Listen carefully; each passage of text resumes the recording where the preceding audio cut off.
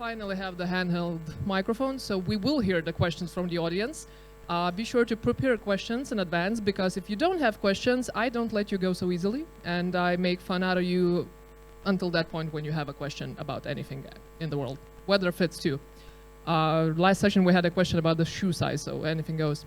And for the Pine users, also feel free to post your questions in the comments. We will ask everything you have to ask. So, we're going to be talking about data processing, business transparency, something, something, and all the names that I don't know. I hope you know, otherwise you wouldn't be here. And we have Andrej Krivulčík here next to the stage. Come here. Hello. Oh. Another skinny guy looking nicely, and I don't know. I always have the question, really? That was rude. Turn me back on.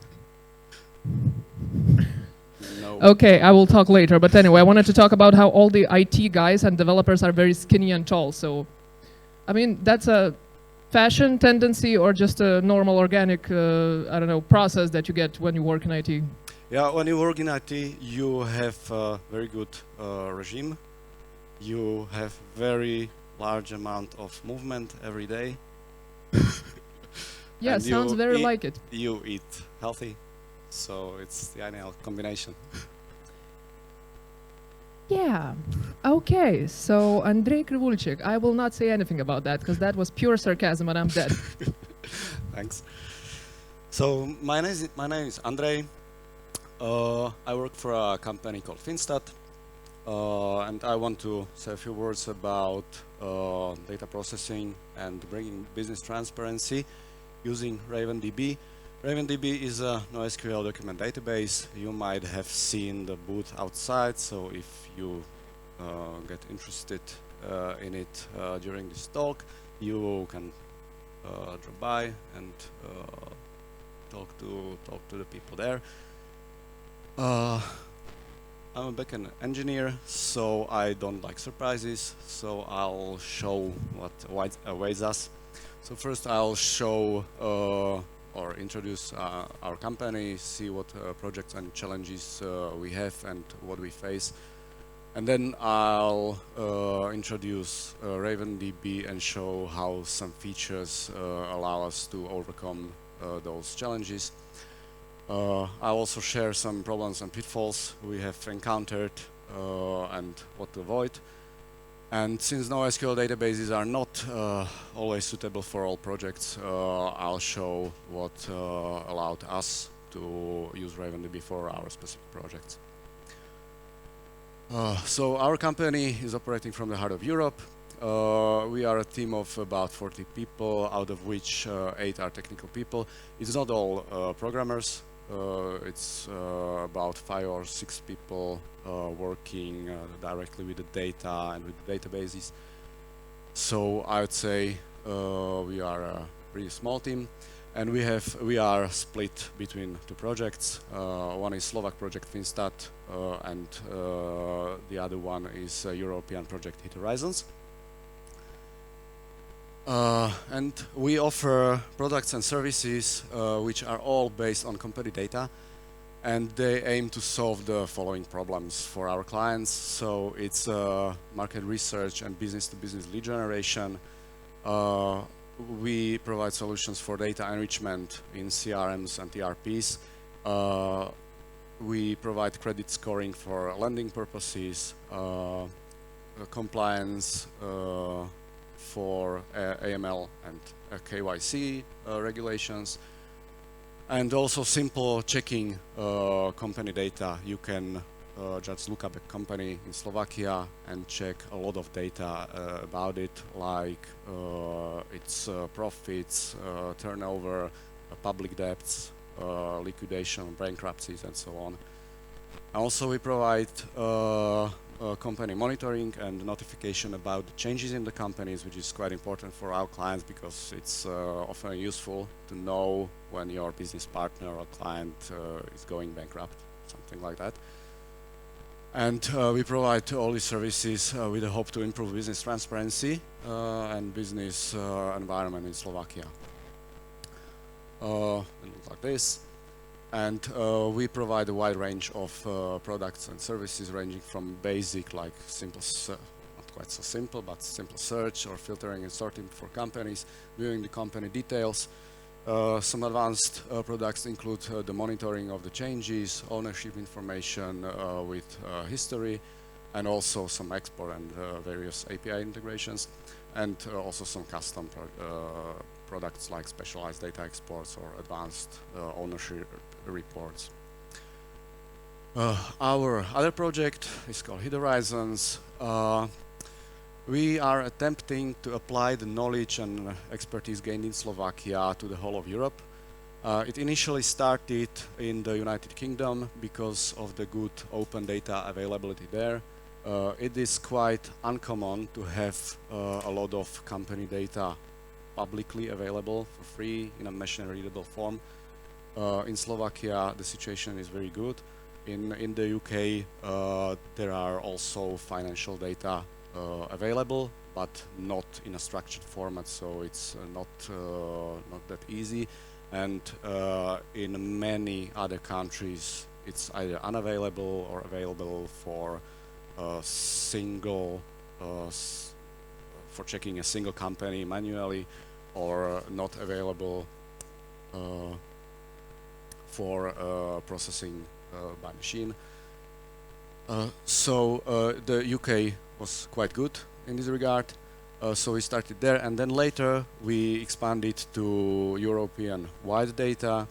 The data is not as rich as the data in Slovakia, but for a much larger set of companies.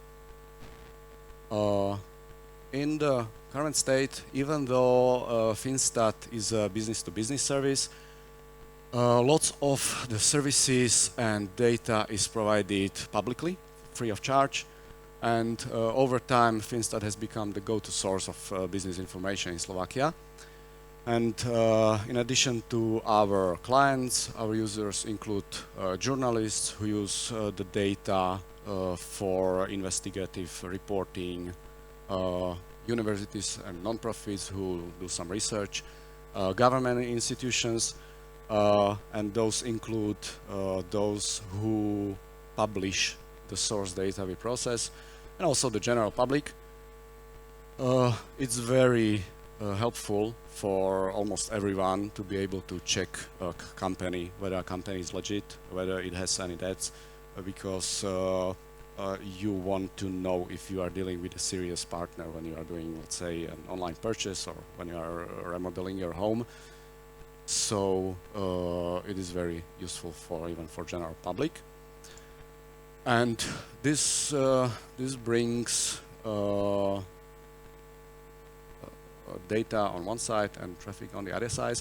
To give you a sense of the scale we operate in, we process, or we have tens of millions of documents in our database, which take up hundreds of gigabytes of storage.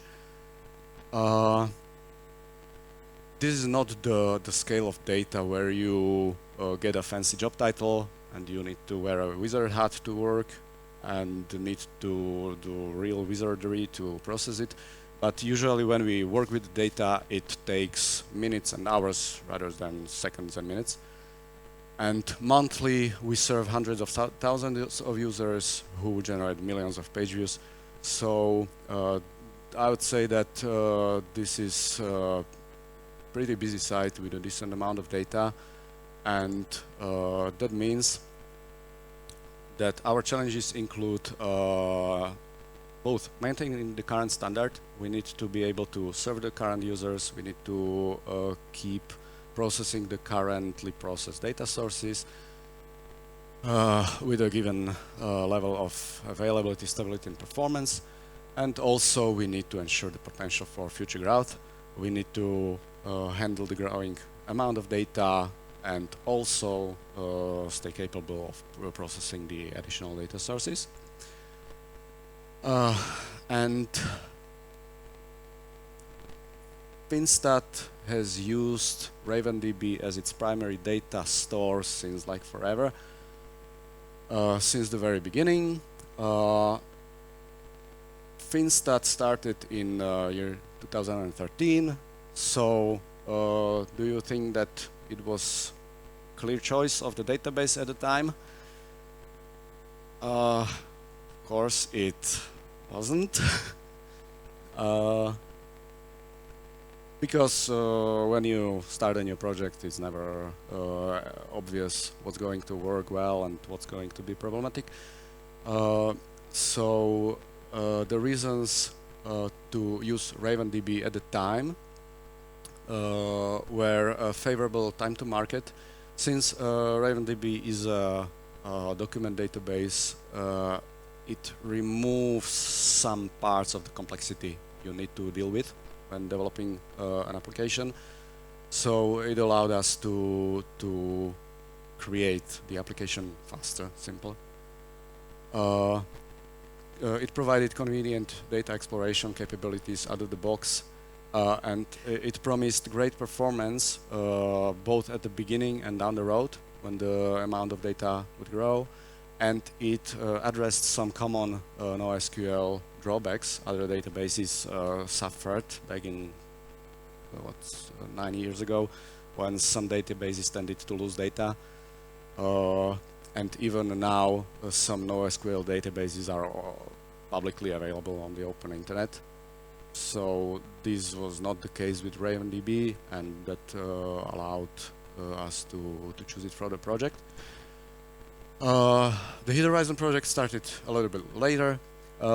We actually did some tests with some technology. We tried Elasticsearch, Azure Cosmos DB, PostgreSQL, MSSQL. And since these were only rather quick tests, we couldn't really dive deep into optimizations. Some of them worked pretty bad. Some showed promising performance, which could be improved if we really did some optimizations and really dove deep.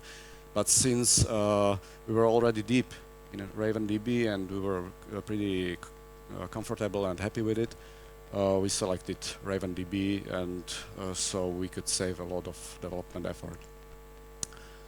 So some features and benefits RavenDB provides, which are useful for us and might be useful for you if you want to consider a database for your next project. It doesn't have a schema.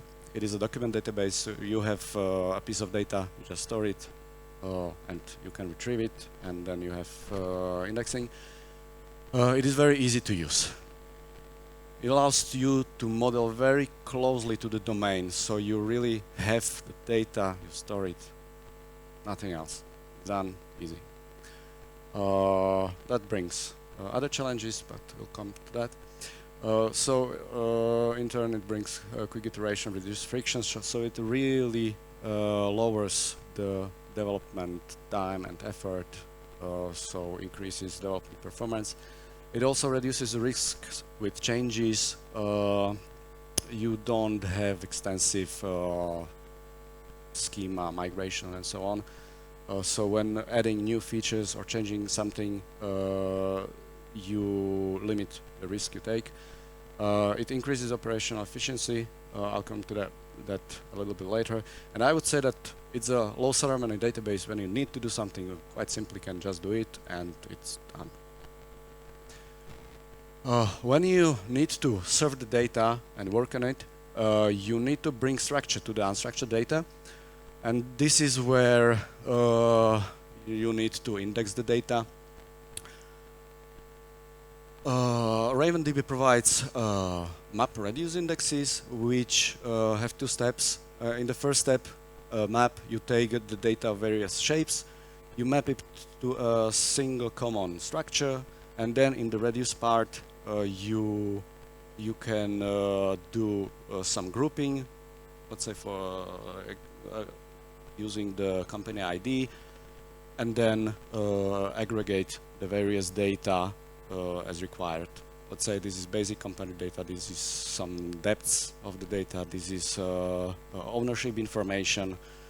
Here you have it without the structure, now you bring the structure. This brings quite a bit of flexibility, because you can first process the data and store it quite raw, and then process it later. Again, I would say that it increases development performance because you can do everything faster. Thus, it reduces the time to market. And even though RavenDB is not a relational database, so it doesn't have relations between the tables. It doesn't have tables. It supports using something like SQL joins during indexing time. So it's done during the indexing step, and then the queries are really fast. We provide searching and filtering for companies. That's where RavenDB is very good too. Our search is quite heavily customized to provide the very relevant results first. It's quite domain specific because of the nature of the data. We have names of businesses and companies, so it brings some complexities, so we need to handle that. But we reach pretty good performance. When searching across millions of documents, we have latency of tens of milliseconds. When searching across tens of millions of documents, we have the performance of low hundreds of milliseconds. It would be better with the easy, simple search, but we have pretty heavy customizations. It also provides filtering with facets out of the box, and we provide most of this with almost no cache used. We did some analysis of our traffic several years ago, and we found out that we could effectively cache only like 2 or 3% of our traffic. So it doesn't really make sense. We use cache only for rarely changing data or something that can be pre-computed and easily loaded and so on, but we basically use the database as a kind of cache. To improve performance further, we use lazy queries. That means that multiple queries are sent to the server at once. This can save quite a bit of latency because we need to load the data from multiple documents when showing, let's say, a detail of a company. So this significantly improves performance. And we run our infrastructure in the cloud. That means that we don't have the need to maintain and administer our own hardware because we don't really have the capacity for that.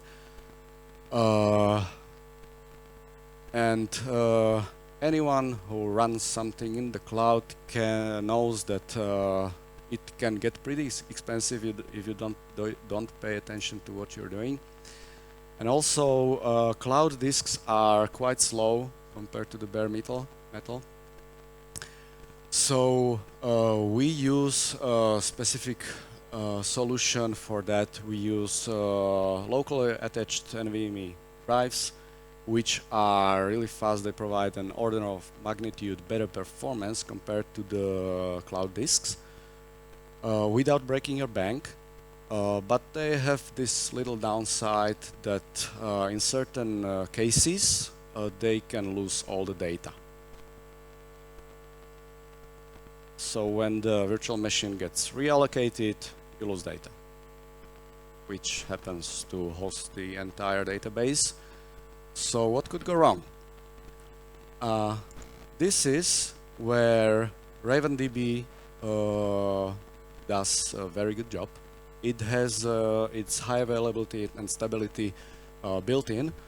You can choose to not use it, and in many cases it makes sense, but in our scenario we run on a cluster of 3 nodes, and every node has a full copy of the database, and it not only increases the system capacity by providing more throughput and more infrastructure to work with, but also provides high availability capability. And this actually works pretty well. We have had some issues with the VMs being reallocating and the data being lost. And we happened to come to work on Monday, and the system performance was a little bit off. Something was wrong, so we went to look into that.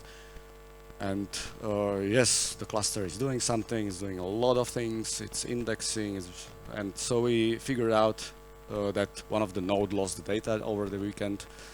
And since the cluster was under load to reconstruct the data on that node, it slowed down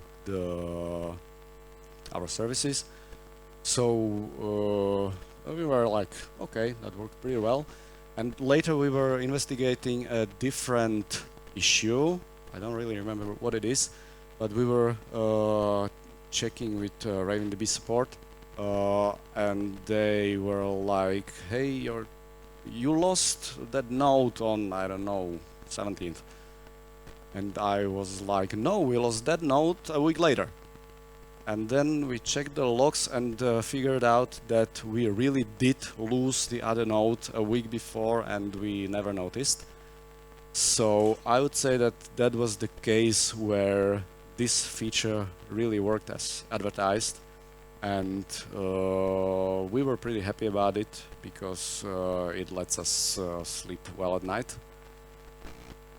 But no amount of high availability or whatever can save you from certain types of data loss, so backups are a must.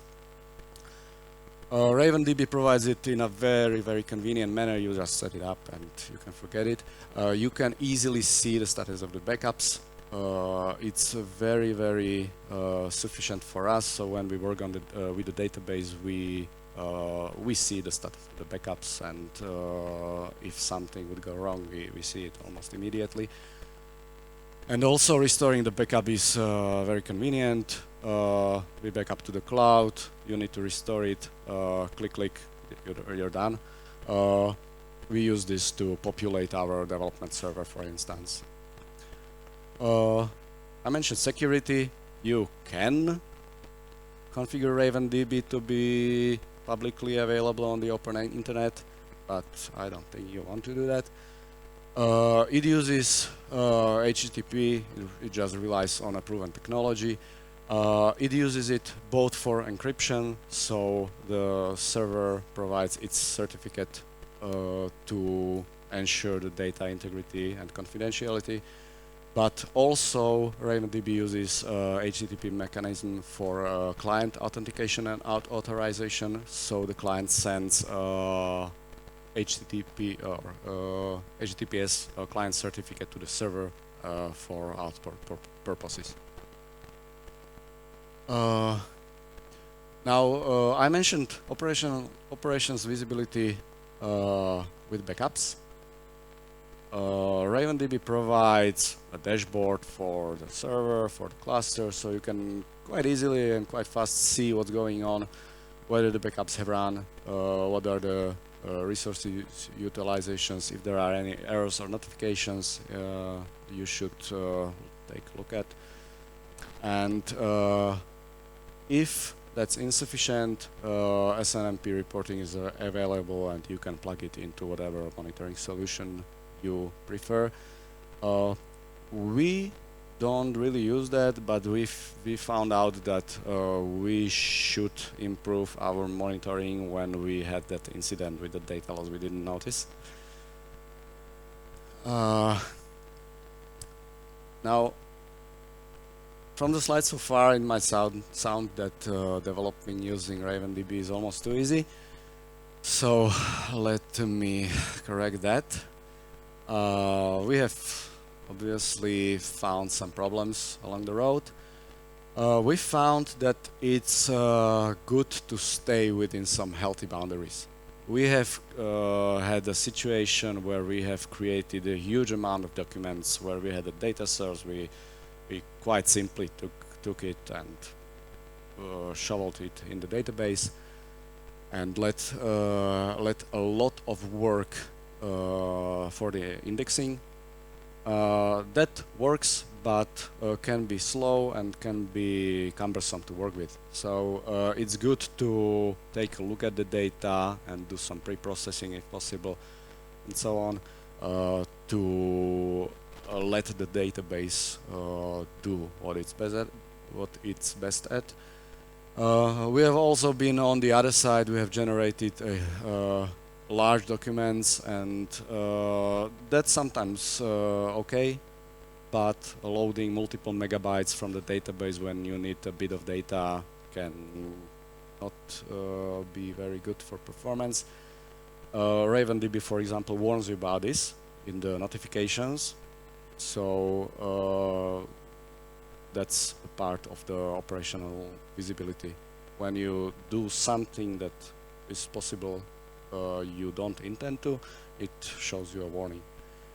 Also, it's best to spread the load over time to avoid impacting the service. When we have complicated or large data imports, data processing, which needs to be saved, indexed, and so on, it can impact the system performance if we do a lot of things at the same time, so it's good to spread that over time. In the past, we have found some situations where the database didn't work as advertised. So, for example, the lazy queries I mentioned, when we needed to use them asynchronously, it didn't exist actually. So it was added shortly after that. When we needed to customize the search I mentioned, it didn't. Some combinations of the query optimizations and specifying what order to return the results in didn't work very well. We had to find some workarounds for that. And also the database provides a kind of its own cache. And for example, when we use a specific kind of aggressive cache with lazy queries, it didn't clear the cache correctly, so we had to work around that and deal with it with support. And also new versions or new functionality sometimes bring new bugs because nothing is perfect. So when we try to use a new feature, we sometimes encounter a bug or something. So you need to actually confirm that it's a problem, isolate it and report it, and it usually gets fixed pretty easily. Now some bugs were actually camouflaged issues in our own code, so we were doing something either plainly wrong or made some assumptions about the indexing that weren't true.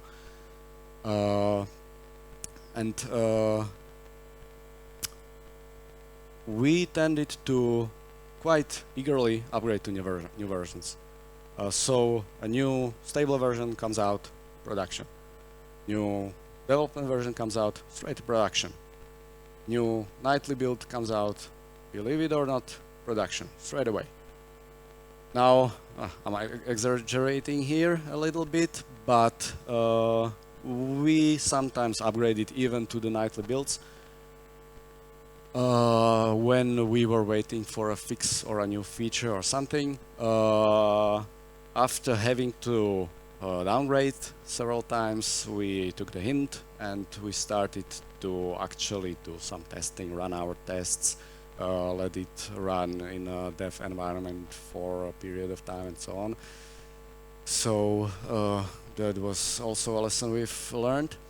But I would say that in every case we could find an adequate solution with RavenDB support, whether it was a database bug, we report it, they fix it, or even our own problems, they could very effectively assist us with the issues. So I must say that it's a very good experience. Even though we didn't have commercial support, we were only on a community support, which means that we write on a forum, we get a response on the forum and so on. So nothing contractual.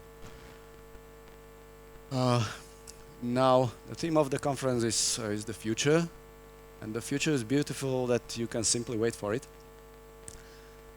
Now, RavenDB is under active development. And in the past, with version 4, which came out several years ago, it brought some significant performance improvements. It was like maybe an order of magnitude improvement. In our case, I think our tests showed that it was about 5-fold improvement in performance. And coincidentally, we were starting with a new project then, so we could really use this new performance on the much larger data set. And even though the database might have been rough around the edges, it wasn't a problem because the development was in early stages and sometimes even private, so we could use version 4 quite fast. And the gained experience allowed us to migrate the other project more easily. And RavenDB promises to bring more features that improve performance in the future. So the version 6, which is set to be released like any month now, I think, should bring sharding and a new custom indexing engine, Cortex, which is about to replace Lucene, if you are familiar about these things, which should again bring more performance.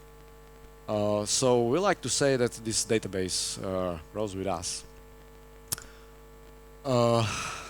Now, as I said, not every project can or should use NoSQL document store as its primary data source. So what allowed us to use this technology for our particular projects is that it's not a problem for us that the data is only eventually consistent. We have data sources, and if they are reflected on the public website now or 10 minutes later or an hour later, nobody cares really. And in those cases where we need the immediate consistency, it is handled pretty well by the database at the cost of some performance, obviously. The data processing, so we can store the data, index it in separate steps, and then we can really take a look at the data, specify how we will need to retrieve that and optimize for those use cases in all stages. So it really brings the performance we need. And the database has the ACID property, so we are not at the risk of losing data because of the database. So these are questions anyone who is considering a database or new project to keep in mind, I would say. And also, I don't have the bullet point there, but if you want to ask about relational integrity, it doesn't have any, obviously, because it's not a relational database, but we don't really have that in the source data. So the lack of it actually simplifies a lot of things for us. It needs to be addressed somehow, but not at the database level. So we can store the data as it is, and even though we don't have strong guarantees about the relations between the data, I would say that it's a benefit for our use case and our particular data. So in conclusion, I would say that RavenDB allows us to serve current users adequately, to support growth into the future and stay competitive. We have been recently in a call with a gentleman who does something similar somewhere else in Europe, and he said, "You guys should be really worried about the competition. Anyone can come, take the same data you take, process it, and provide the same product as you." And while he has a grain of truth there, I need to say that it's not only the data that brings value in our products, so we have a lot of added value over that. But I would say that RavenDB and the way we work with it allows us to have a little bit of a competitive edge over other technologies. It allows us to move fast and don't break too many things. And as I mentioned, work without worrying about details that don't matter. Also, we can sleep well at night, even though we don't provide a contractually bound SLA to our clients or something. We have a pretty good track record of our systems, and we didn't feel the need to start from scratch, which sometimes happens when you pick the wrong technology at the start. So it works very well so far, and we hope that it will work well into the future. And so to summarize, we are a pretty small technical team processing quite a bit of data, and RavenDB is a key ingredient in our technology stack, and we are looking forward to the future. So, thank you for your attention and time. This is my contact information. I was told to share my Twitter handle. It's my name and surname, so Andrej Krivulčík on Twitter, if anyone still uses that. And if you want to check out RavenDB, you can stop by booth outside. And if you want to ask questions, you can ask right away or later. And thanks.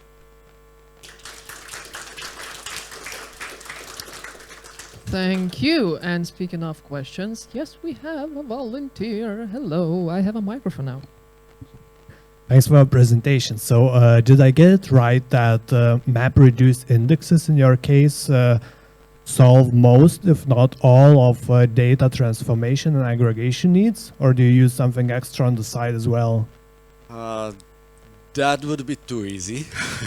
So no, not all of the data transformation needs. We do actually quite a lot of data processing. The primary data sources are in various shapes and forms, so we need to kind of map it onto structures that are suitable for storage in the database and which reflect the shape of the data, how we usually do that.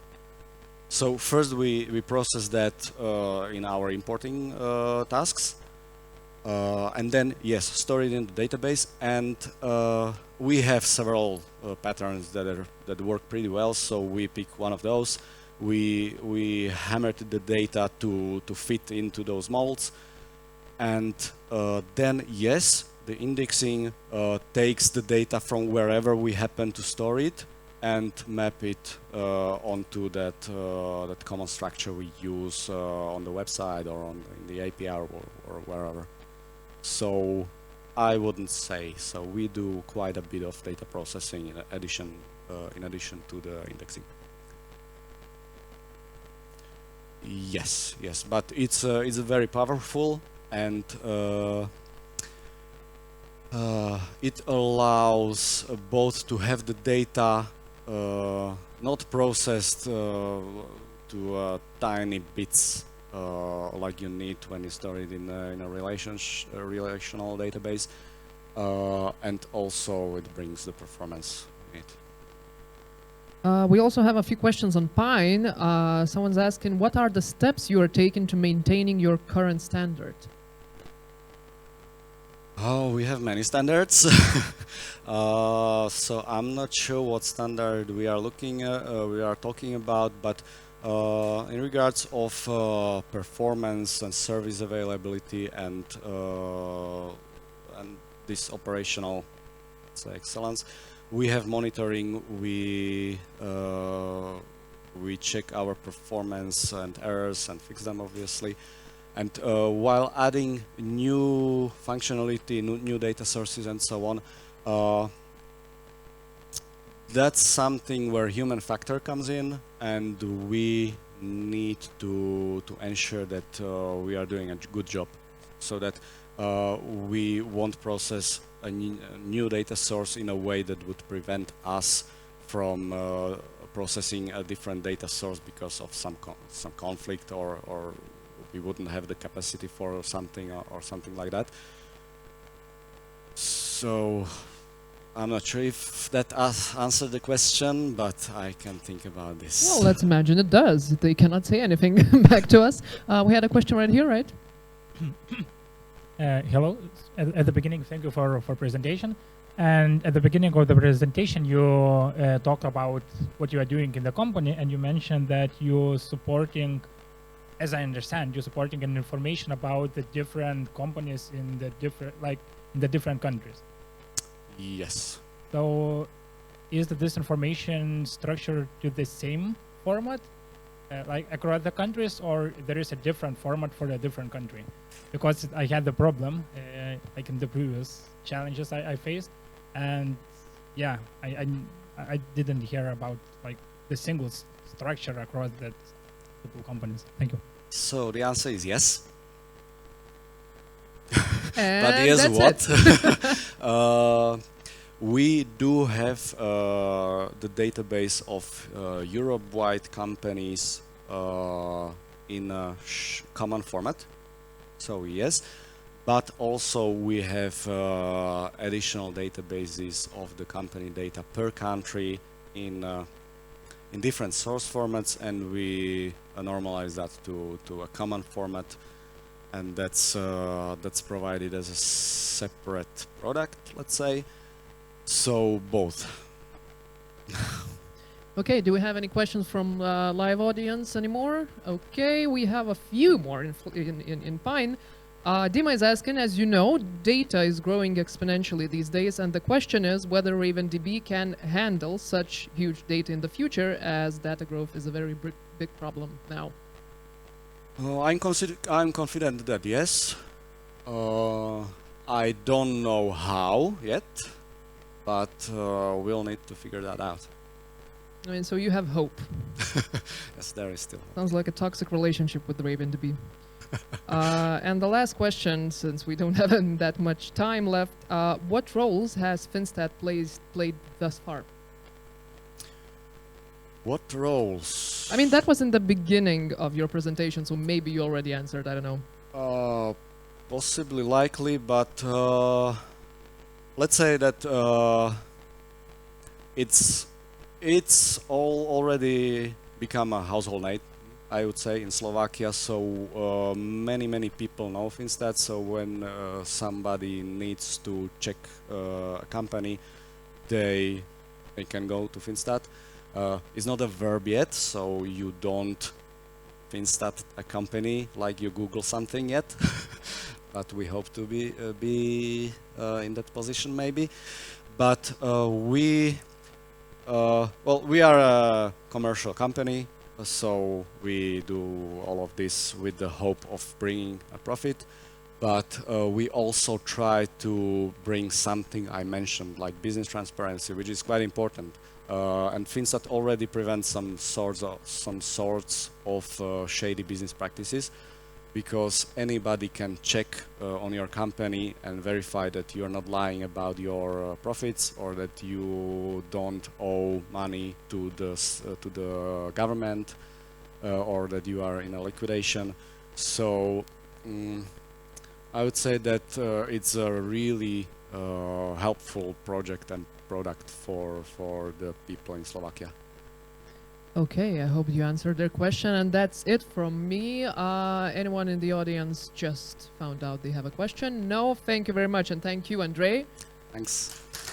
Next up, we will have a slightly more creative presentation about 3D worlds and their rendering with a very, very interesting person that I'm representing for the very first time. Hello again. So in 15 minutes, I think we are meeting on this stage again.